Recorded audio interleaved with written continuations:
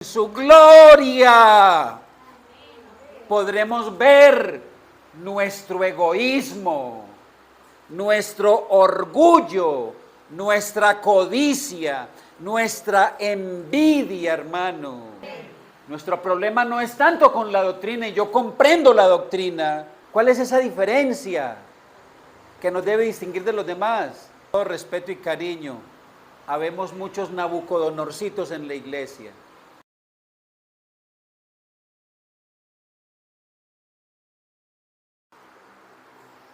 Muy buenos días para todos. Los saludamos pues con cordialidad, con cariño a cada uno de ustedes que pues son componentes del pueblo del Señor. Y deseamos muchas, pero muchas y grandes bendiciones caigan del cielo sobre sus corazones. Vamos a hablar acerca del sello de Dios. Pero permítanme introducirme de la siguiente manera. Proféticamente hablando, cuando nosotros miramos la profecía, nos damos cuenta que van a ver que la humanidad se va a dividir en dos grupos al final del tiempo. Habrá dos grupos. Un grupo que es una minoría, es pequeño, que adoran al Dios del cielo y tienen el sello de Dios. Y un grupo, por cierto, grande, numeroso, que recibirán la marca de la bestia y que adorarán a un poder terreno, diabólico, anticristo. Es la realidad de la profecía. Pero antes de que termine el tiempo de la gracia, ¿antes de qué? Antes de que termine el tiempo de la gracia, debe ocurrir el sellamiento para el pueblo de Dios. ¿Cuántos quieren recibir el sello de Dios? Muy bien. Apocalipsis capítulo 7 del 1 al 3 nos dice: después de esto, vi ¿qué cosa? 4 ángeles en pie sobre los 4 ángulos de la tierra, que detenían los 4 vientos de la tierra, para que no soplase viento alguno sobre la tierra, ni sobre ningún árbol. ¿Qué ve el visionario apocalíptico, el apóstol Juan?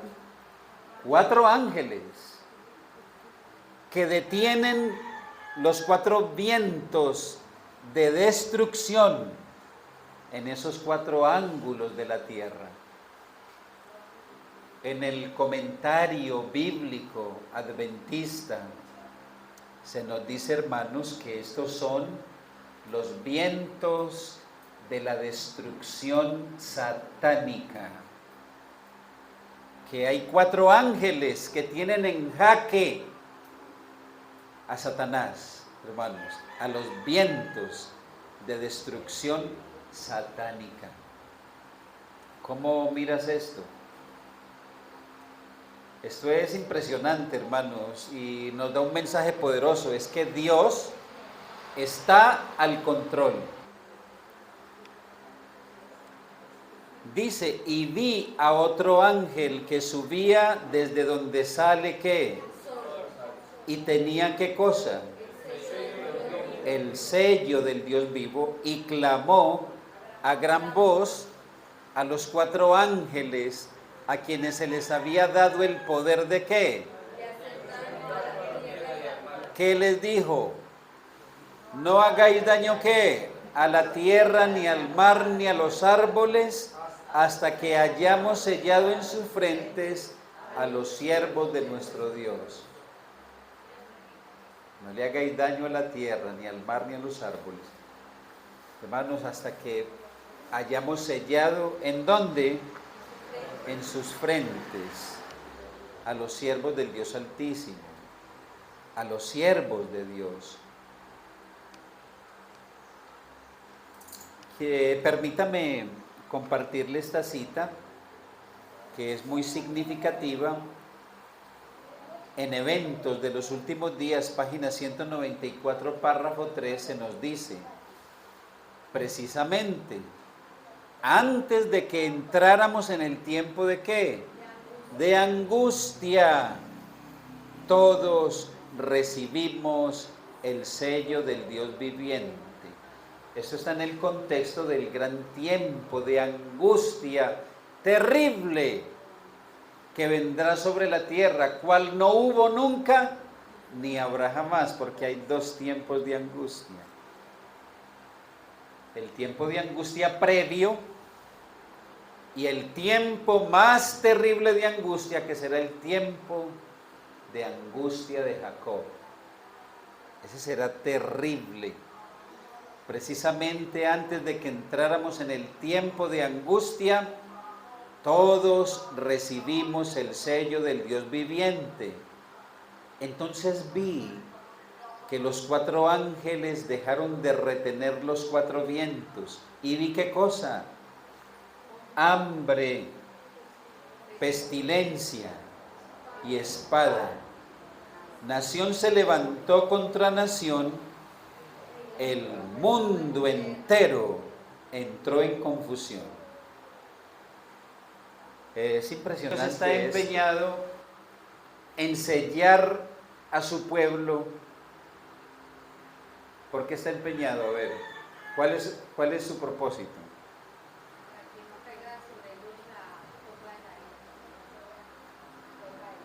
Mire, el sello de Dios es el sello de protección, de garantía. Es un sello de pertenencia, el sello de Dios en su pueblo. Y solo los que tengan el sello de Dios podrán pasar incólumes, firmes, de parte del Señor cuando llegue la más terrible crisis sobre la humanidad. Eso está por llegar. Eso está por llegar, hermanos. Necesitamos el sello de Dios. Lo necesitamos, hermanos. Pero el sello de Dios, hermano, es la garantía que nosotros tenemos para pasar incólumes por ese terrible tiempo de angustia que va a venir sobre la tierra. El que no tenga el sello de Dios va a sufrir las consecuencias. Va a sufrir las consecuencias. Pero bueno, ¿qué es el sello de Dios? ¿Y qué características debemos tener para ser sellados? Son 2 preguntas importantes que vamos a ir desarrollando y contestando. Muy bien, se denomina sello de Dios a dos cosas. Primero, el instrumento que se usa para estampar una marca.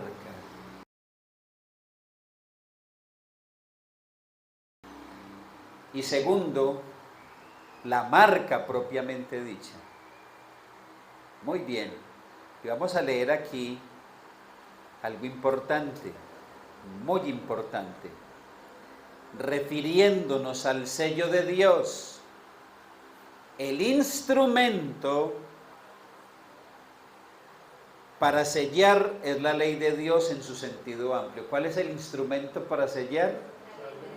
La ley de Dios en su sentido ¿qué? Amplio. Y el sábado, 4º mandamiento, en su sentido más específico, puesto que es el mandamiento que lleva la inscripción del nombre de Dios y el título de la autoridad que representa.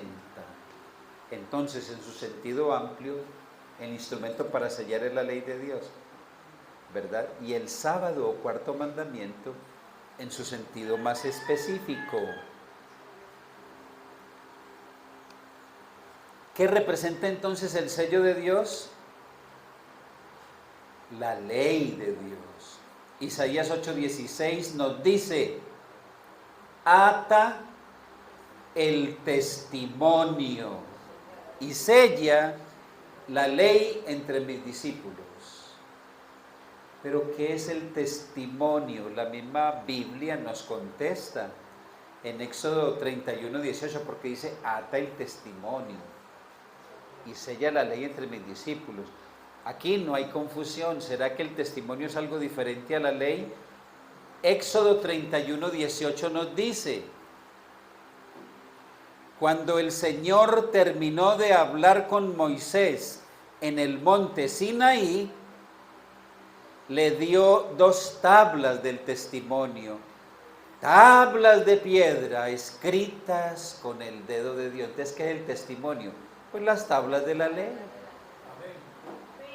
¿Cierto? Por eso dice, ata el testimonio, sella la ley entre mis discípulos. Muy bien, entonces, ¿qué representa el sello de Dios? Los 10 mandamientos son el sello de Dios, impreso en las mentes de cada componente del pueblo de Dios.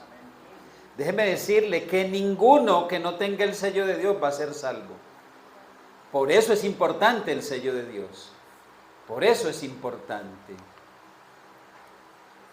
Nos dice Proverbios 28, 9.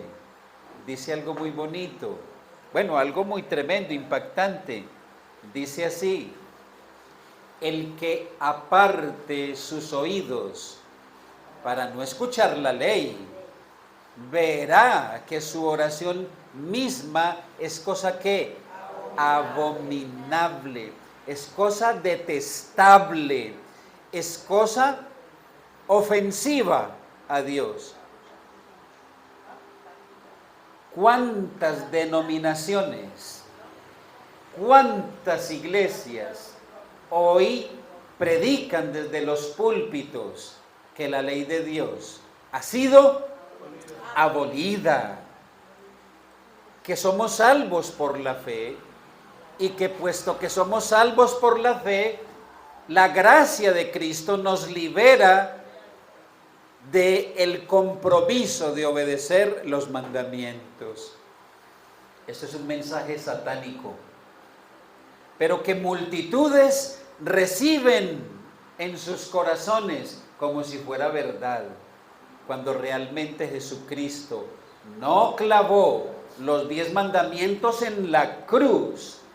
Lo que Jesucristo clavó en la cruz fueron las leyes ceremoniales, todas esas leyes que tenían que ver con el sacrificio de animales.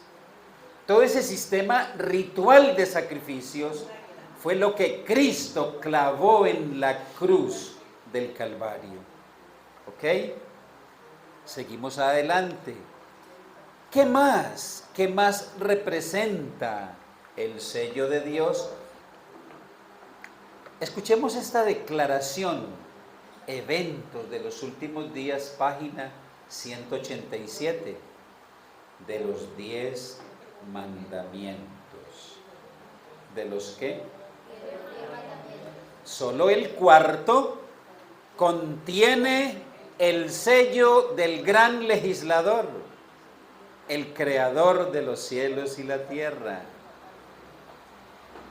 Hay una cita muy impresionante en el conflicto de los siglos, hermanos, que dice así: los enemigos de la ley de Dios, desde los ministros hasta el más insignificante de ellos, adquieren un nuevo concepto de lo que es la verdad y el deber.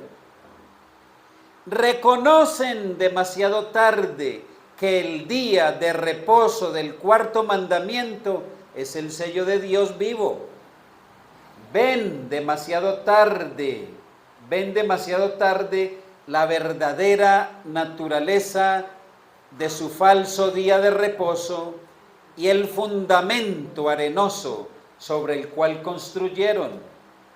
Se dan cuenta de que han estado luchando contra Dios. Tenaz. Conflicto de los siglos, página 816. Se dan cuenta demasiado tarde. Demasiado tarde. Ya cuando la gracia sea ¿qué? Cerrado. Esto es muy triste, hermanos. Esto es muy triste. De los 10 mandamientos, solo el cuarto contiene ¿qué? El sello de Dios. Y vamos a comprobarlo, hermanos, vamos a comprobarlo. A ver, ¿qué 3 cosas contiene el sello de un gobierno? Vamos a mirar esto y lo vamos a comparar con el cuarto mandamiento para corroborar, para mirar, para ver si realmente en el cuarto mandamiento del decálogo divino se encuentra el sello de Dios. ¿Qué 3 cosas contiene el sello de un gobierno? Primero, el sello de un gobierno contiene ¿qué? El nombre. Segundo, el título. Y tercero, el territorio o la jurisdicción, en otras palabras. Estas son las características del sello de un gobierno, ¿sí? Nos dice, pero bueno, en términos prácticos, el nombre. Me voy a regresar. El nombre hace alusión o referencia al dignatario, al hombre que está dirigiendo las riendas de ese gobierno.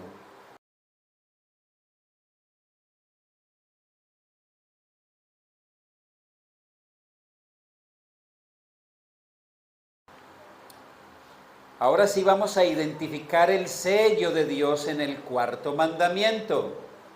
¿Cómo dice? Acuérdate del sábado, ¿para qué? Para santificarlo. ¿Para qué es el sábado? ¿Para venir a dormir a la iglesia? ¿Para qué? El sábado es un regalo de Dios al hombre. El sábado es el monumento recordativo de la creación de Dios. El sábado es un puente en el tiempo que nos permite acercarnos a una relación más íntima, más familiar, más coloquial hacia Dios. El sábado, hermanos, se diferencia entre los 10 porque contiene el sello de Dios. El sábado es el único mandamiento entre los 10 que señala, que muestra a Dios como el creador, no solamente de este mundo, pero también de todo el universo. Así que el sábado es importante, muy importante. Acuérdate del sábado para santificarlo. 6 días trabajarás y harás toda tu obra, pero el séptimo día es reposo ¿para quién? ¿Reposo para quién? Ahí aparece el nombre, Jehová. Ahí aparece el nombre. Primera característica, ¿cierto? Dice, no hagas en él ¿qué? Obra alguna. Tú, ni tu hijo, ni tu hija, ni tu siervo, ni tu extranjero que está dentro de tus puertas, porque en 6 días hizo Jehová. Ahí le da título de creador. Ahí está el título. Él tiene título de creador. Él es el presidente. Él es el que dirige el universo. Ahí está el título de creador. Segunda característica. Llevamos el nombre y el título. Y la jurisdicción o el territorio donde él gobierna. Porque en 6 días hizo ¿qué? Jehová, los cielos y la tierra, el mar y todas las cosas que en ellos hay. Esa es la jurisdicción donde él gobierna. En otras palabras, todo el universo. Él es el gran monarca, el rey del universo. Pero, y nos dice el mandamiento, y reposó en el séptimo día. ¿Qué quiere decir que Dios reposó en el séptimo día? Que se dio el placer, que se dio el gozo de mirar su obra perfecta y su obra terminada. Usted se puede imaginar ese primer sábado de nuestros primeros padres en el Edén. Podían acercarse a Dios cara a cara, comulgar con Él de una manera muy especial. Hay personas que se creen ser muy listos y creen que le van a ganar a Dios. Y algunos dicen, ustedes adoran a Dios un día, nosotros es todos los días. Si usted se va al Génesis, en el contexto de un mundo perfecto, de una obra perfecta y cabalmente terminada, así lo estipuló el Señor, que Adán y Eva en el Edén, siendo un lugar perfecto, tuvieran un trabajo 6 días de la semana, pero que el séptimo ellos tuvieran una relación más íntima, más coloquial, más profunda con el creador del universo. Así lo estipuló el Señor, pero los hombres quieren cambiar eso, pretenden cambiar eso. Y es que Dios estableció el séptimo día, el santo sábado, como monumento recordativo de la creación perfecta y terminada de Dios. Y Adán y Eva tenían que contemplar a Dios en el santo sábado como creador del universo, para reconocerlo como el Todopoderoso, hermanos. Y que nunca se les fuera a olvidar, así fuera en ese Edén perfecto, que hay un creador de los cielos y de la tierra. Ese es el sentido, hermanos. Y dice, y bendijo Dios el sábado y lo santificó, en un contexto de un mundo perfecto. Pero la gente dice, yo guardo el miércoles y lo separo para... No, la palabra no dice que el día que Dios bendijo fuera el miércoles. La palabra de Dios no dijo que el día que Él apartó fuera el jueves o fuera el domingo. No, es el santo sábado y seguirá siendo el santo sábado, aun cuando estemos en el nuevo cielo y en la nueva tierra que el Señor va a hacer. Entonces el sábado es el sello ¿de qué? De Dios. Y escuchen esto, los que quieran tener el sello de Dios en sus frentes deben guardar el día de reposo del cuarto mandamiento.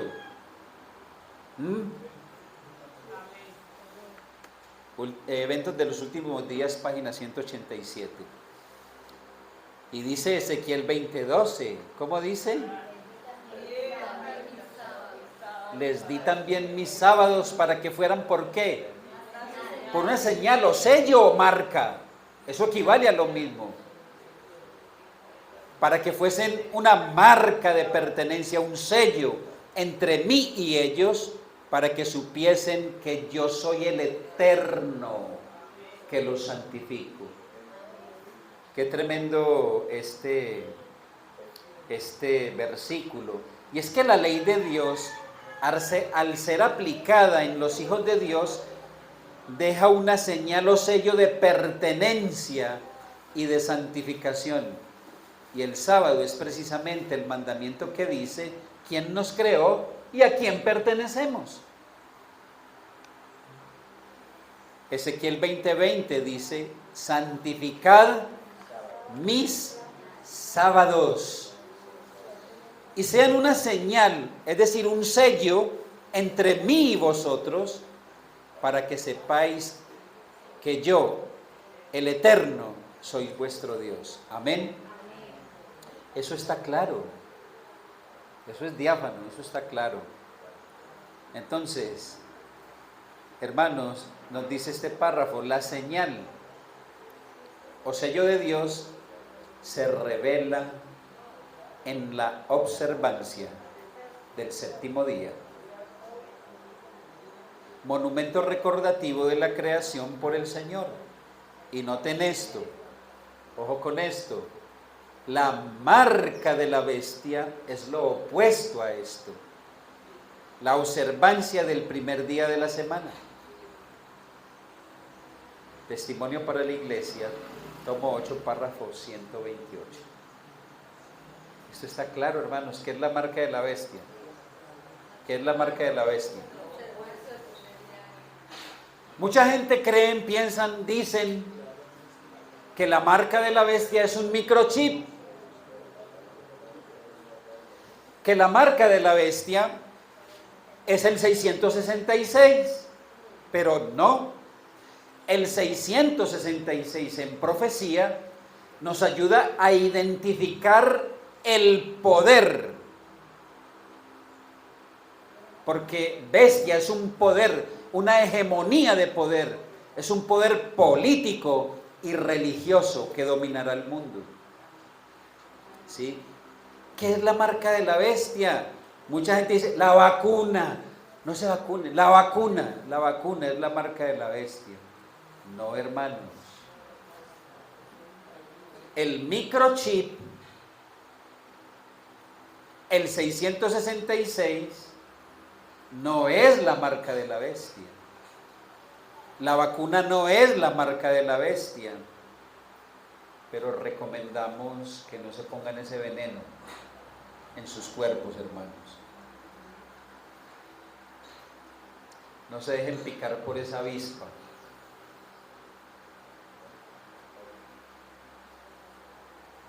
Apreciados, la señal o sello de Dios se revela en la observancia del séptimo día, monumento recordativo de la creación del Señor. Y la marca de la bestia es lo opuesto al Santo Sábado. ¿Sí? Es lo opuesto. Entonces, ¿qué es la marca de la bestia? El registro católico de London. Son registros, documentos muy importantes. El registro católico de London dice así: el domingo es nuestra marca de autoridad. ¿Qué es el domingo para ellos? Es nuestra marca de autoridad. ¿Está claro? ¿Está claro quién es la bestia? Es el poder político religioso, el romanismo. Ellos dicen, el domingo es nuestra marca de autoridad. Y se atreven a afirmar estas palabras que son blasfemas. Son blasfemas, amables oyentes. La iglesia está por encima de la Biblia. Oh, qué tremendo. Jamás la iglesia debe tener la supremacía sobre la palabra. Jamás. Y concluyen diciendo ellos, y esta transferencia, es decir, este cambio del sábado al domingo prueba este hecho. Es decir, que todas las personas que hoy están observando el día domingo como día del Señor, se están sometiendo en obediencia y en adoración a ese poder terreno, anticristo. ¿Queda claro, hermanos? ¿Queda claro? Esto lo necesitamos entender, hermanos. Dice el salmista, reconoced que Jehová, Él es Dios. ¿Quién es Dios? Él nos hizo. ¿Por qué Él es Dios? Porque nos hizo. Él es el creador. Entonces dice, y no nosotros a nosotros mismos. Nosotros no nos hicimos a nosotros mismos. Venid, postrémonos y encorvémonos, arrodillémonos ante Jehová nuestro Hacedor. Él merece nuestra adoración. ¿Qué merece Él? Nuestra adoración, nuestra reverencia. Esa reverencia postrada. Jesús, dice la palabra, que colocaba su frente en tierra como señal de respeto, de adoración y sumisión a su Padre.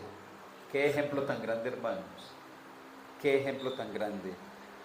Y nos dice, hermanos, nos sigue diciendo la palabra de Dios: y los santos que adoran a Dios en el cielo dan como razón del homenaje que le deben a Dios.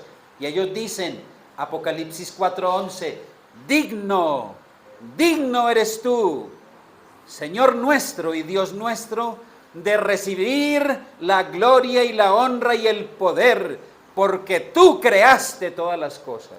Amén. Hermanos, nos dice la palabra de Dios en Marcos 2:28, el Hijo del Hombre es Señor aún del sábado. Es que el sábado es del Señor, no es de nosotros. ¿Es de quién? Es para el Señor, para que sus criaturas, que somos nosotros, hermanos, nunca nos olvidemos de nuestro origen. Porque el sábado, el santo mandamiento del Señor, el cuarto mandamiento, nos lleva a nuestras raíces, a nuestro origen. Nosotros no somos el resultado de una evolución animal. No, Señor.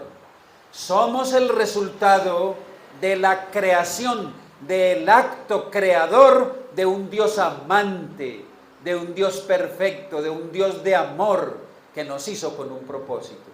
¿Con qué propósito nos hizo Dios? ¿Con qué propósito nos hizo Dios? De que nosotros le glorificáramos. Hermanos, usted y yo vinimos a este mundo con el santo propósito de adorar, de honrar y de glorificar su santo nombre. Es el propósito de la creación, la glorificación de su santo nombre, hermanos, de su carácter, en otras palabras. Y saben ustedes que en Isaías 58:13, por boca del profeta Isaías, el Señor llama al santo sábado mi día santo. ¿Cómo lo llama? Mi día santo. ¿Qué otra cosa? ¿Qué otra cosa representa el sello de Dios? Por otra parte, el sello de Dios, interpretado como la marca propiamente dicha, o sea, el resultado de aplicar el instrumento sobre un documento, es ¿qué cosa? Un carácter semejante al de Cristo, la perfección divina reflejada en la vida del Hijo de Dios. Eso representa el sello de Dios. ¿Quiere usted recibir ese sello?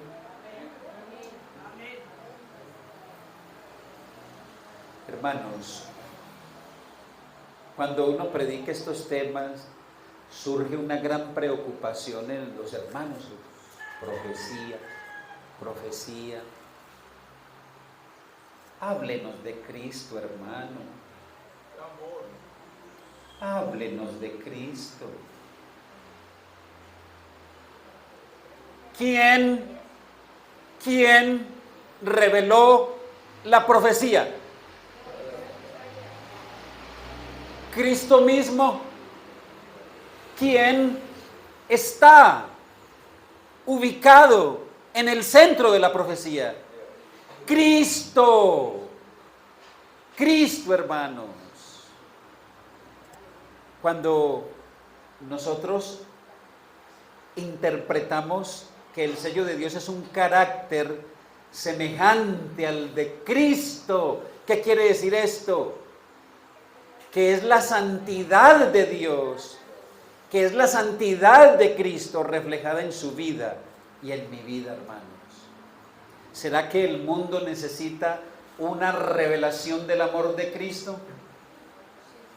¿Será que la iglesia misma necesita una revelación del amor de Cristo entre nosotros? ¿Se necesita esa revelación del amor de Cristo entre nosotros?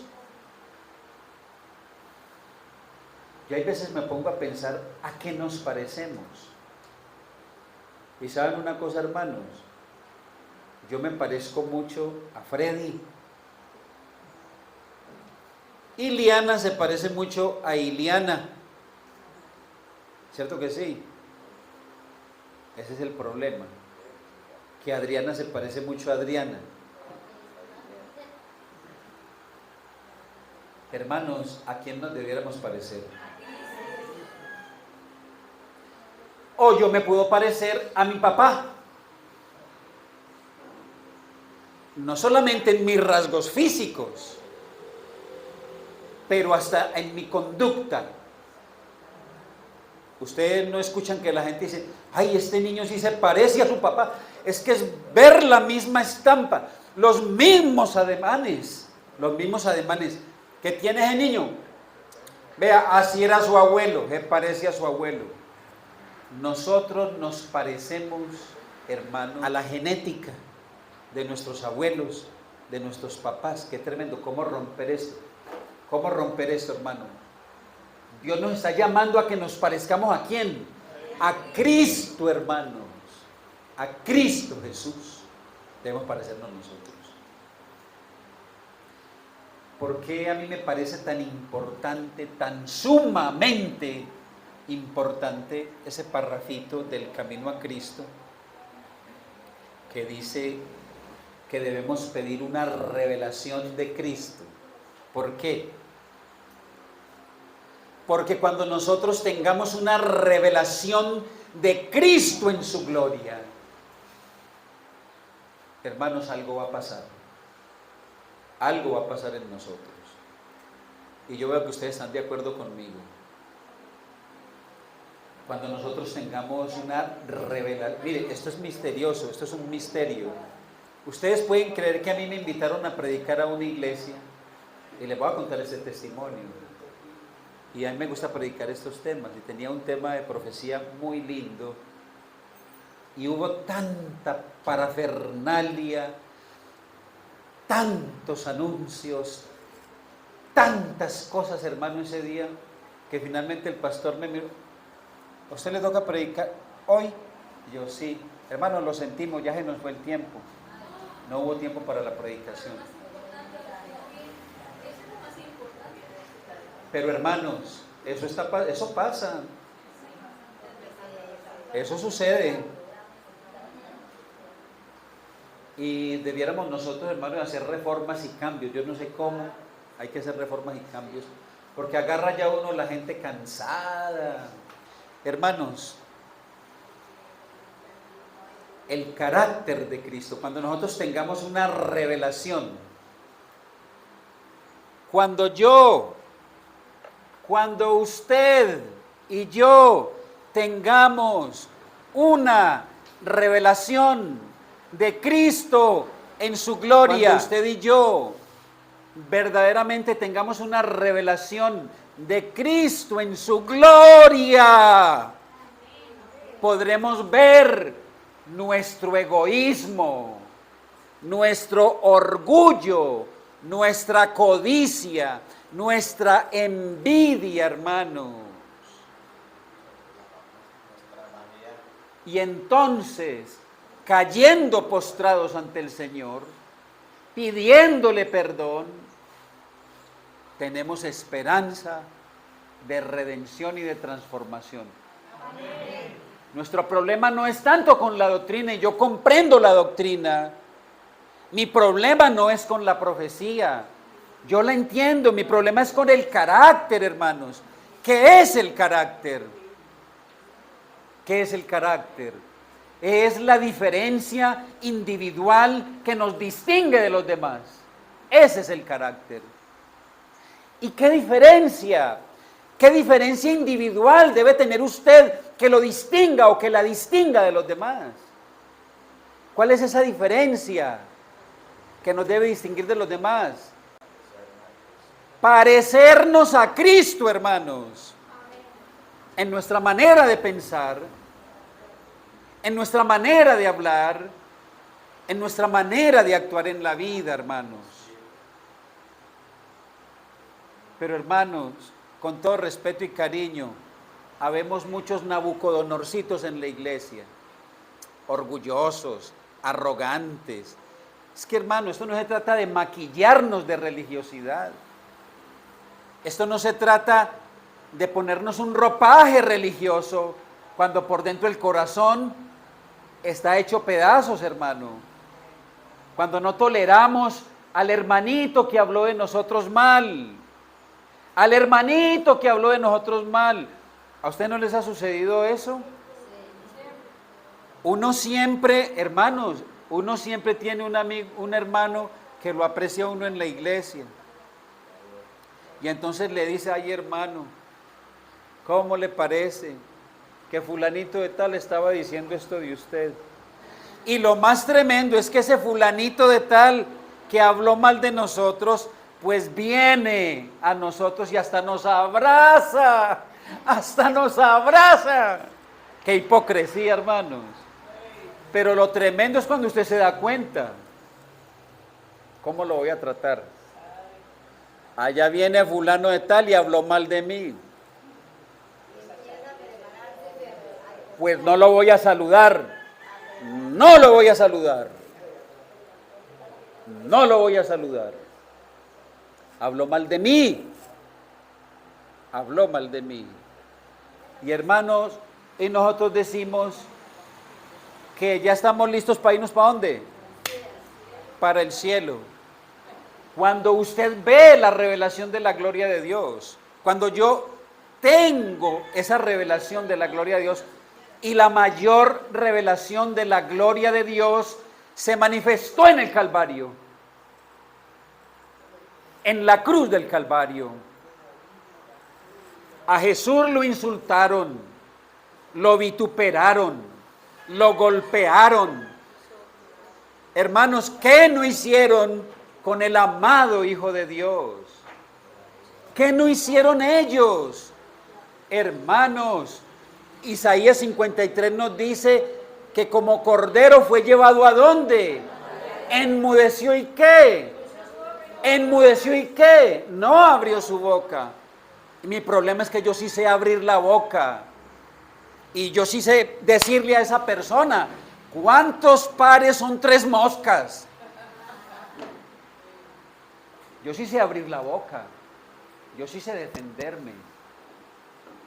Y hermanos, se nos ha metido ideas del mundo.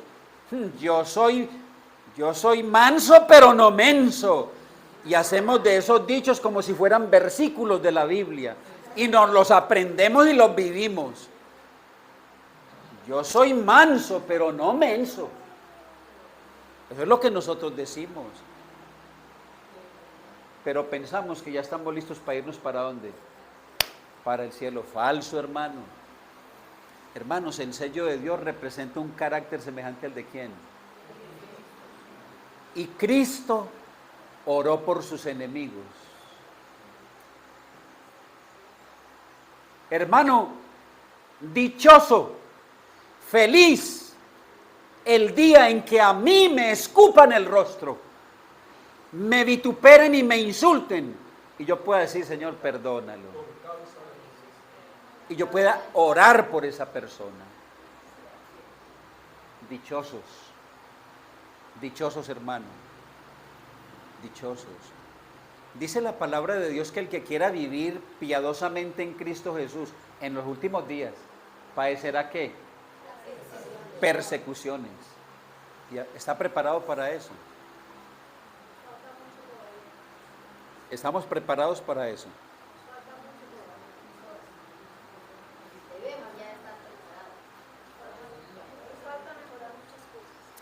Por eso nosotros necesitamos una revelación de la gloria de Cristo. Hermanos, y contemplarlo a Él, contemplarlo a Él. Contemplar a Jesús en su hermosura. Contemplar a Jesús en su santidad. Contemplar a Jesús en su humildad. Contemplar a Jesús en su mansedumbre. Contemplar a Jesús, hermanos, en su manera de hablar. Contemplar a Jesús es lo que nos compete a nosotros por medio de la fe. Pidámosle a Dios que nos revele su gloria, hermanos, porque esto no se trata de un ropaje religioso. Nosotros tenemos la forma religiosa, tenemos la doctrina, nosotros tenemos, hermano, la tradición ya, pero no tenemos el carácter, no lo tenemos, hermanos. ¿Por qué el Señor está tan empeñado en su palabra? Y siempre un llamado que el Señor nos hace es: dame, hijo mío, ¿qué? Tu corazón. ¿Por qué, hermanos? Porque Dios sabe que nuestro corazón está enfermo. Porque Dios sabe que nuestro corazón está manchado por el pecado, manchado por el egoísmo, manchado por el orgullo, manchado por la codicia, manchado por la envidia. Él sabe nuestros dolores, que tenemos heridas, y Él quiere sanarnos. Es más, Él ha prometido darnos un corazón que nuevo. Pero cuando la Biblia habla del corazón, no es que esté hablando del miocardio, de este órgano tan vital que Dios nos dio para bombear la sangre. No, se refiere al corazón. Que le entreguemos nuestra voluntad. Esa voluntad enferma, con sus encontradas emociones de gozo y de tristeza, con ese historial de fracasos. Él quiere que le entreguemos ese corazón, esta mente, hermanos. Qué lindo que podamos decir, como dijo Pablo, mas nosotros tenemos la mente de Cristo. Entonces, ¿qué más representa el sello de Dios? ¿Qué más representa? ¿Y sabe qué más representa el sello de Dios? El Espíritu Santo, hermanos. Efesios 1:13 y Efesios 4:30 dice: no entristezcáis al Espíritu Santo de Dios, con el cual fuisteis, ¿qué? Para el día de ¿qué? De la redención. Y es el mismo Espíritu Santo el que va a grabar su ley en nuestras mentes, en nuestros corazones, hermanos.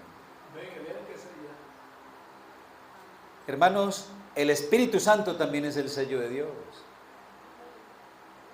Pero el sellamiento también es el establecimiento definitivo,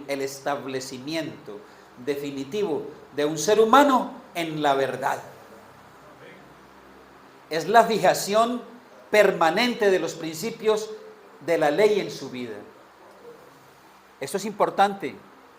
Hoy por hoy están saliendo de nosotros personas enseñando totalmente contrario a lo que hemos aprendido. Hoy necesitamos ser establecidos, ser afianzados en la verdad, que nada ni nadie nos muevan de esta fe y de esta esperanza. Necesitamos esa fortaleza, hermanos. Ay, que porque alguien habló bonito, que porque alguien estuvo en la Universidad de Andrews. No, señores. Nosotros tenemos también la palabra profética más segura en las Santas Escrituras, a la cual hacemos bien en estar atentos, como a una antorcha que alumbra en lugar oscuro, hasta que el lucero de la mañana salga en nuestros corazones. Y nosotros tenemos el don profético. Y ahí debe estar afianzada nuestra fe. No es lo que fulanito diga.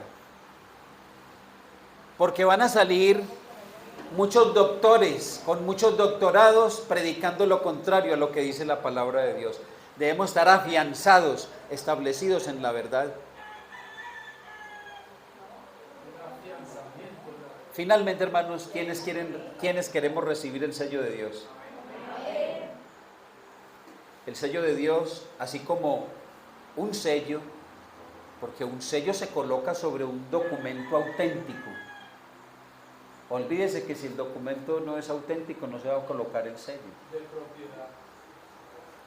Así el sello de Dios solo será colocado sobre un auténtico cristiano.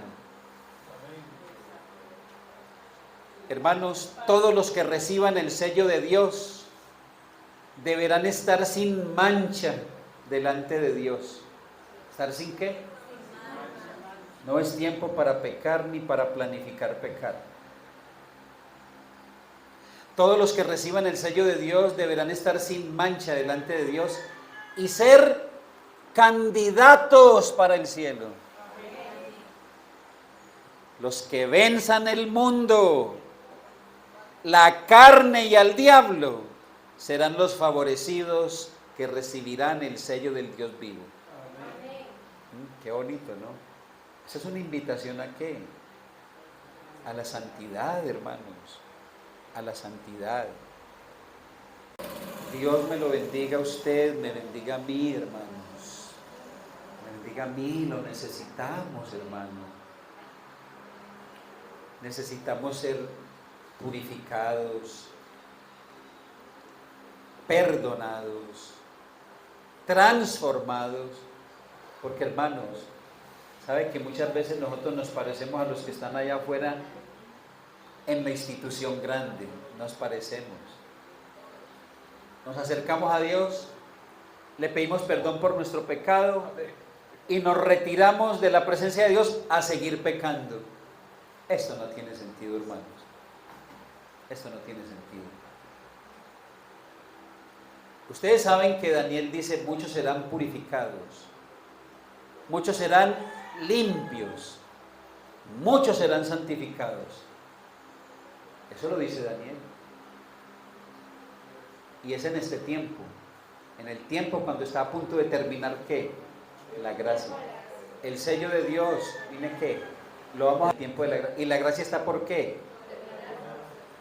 Yo veo que hay hermanos que predican profecía y dicen, hermanos, estamos en el umbral del mundo eterno. Y entonces también los escucho decir, pero todavía no estamos en el tiempo de angustia previo. Yo no puedo entender esa incongruencia. O sea, están ubicando el tiempo de angustia previo por allá en un futuro, cuando en este momento se está desarrollando. Yo no entiendo eso. ¿Qué está pasando con la mente nuestra? Es la hora del sellamiento, hermanos. ¿Quiere usted concederle al Señor ese sello de santidad en su vida? ¿Quiere usted que los 10 mandamientos queden impresos en su mente, en sus corazones? Sí lo desea. ¿Y cuántos lo desean, hermano? En señal de aprobación de que sí lo deseamos, arrodillémonos.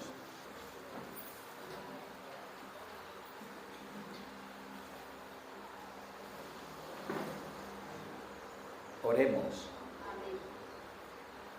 Bondadoso Padre, los días que estamos viviendo en esta tierra son muy solemnes. Estamos en el tiempo del sellamiento y muy pronto terminará esta oportunidad. Padre, perdónanos, pero danos la victoria, Señor, sobre nuestras debilidades. Padre, transfórmanos, oh Dios. Danos un corazón semejante al de Cristo. En otras palabras, querido Señor, danos la mente de Cristo. Dios maravilloso, salva nuestras vidas, salva nuestros hijos, nuestros nietos a los que los tenemos. Padre, arrópanos con el manto de tu justicia. Concédanos caminar en santidad y que podamos tener esa diferencia, Señor, individual, cada uno de nosotros. Que los que levanten la mirada y la pongan en nosotros puedan ver al Cordero de Dios, puedan ver a Jesús en nosotros, oh Dios. Padre, necesitamos de ti. Hoy venimos con contrición de espíritu, con el vivo deseo, Señor, de ser perdonados, de ser restaurados, de ser afianzados y establecidos en la verdad. Padre, derrama el Espíritu Santo sobre nosotros. Ayúdanos, ten misericordia. Lo pedimos en Cristo Jesús. Amén.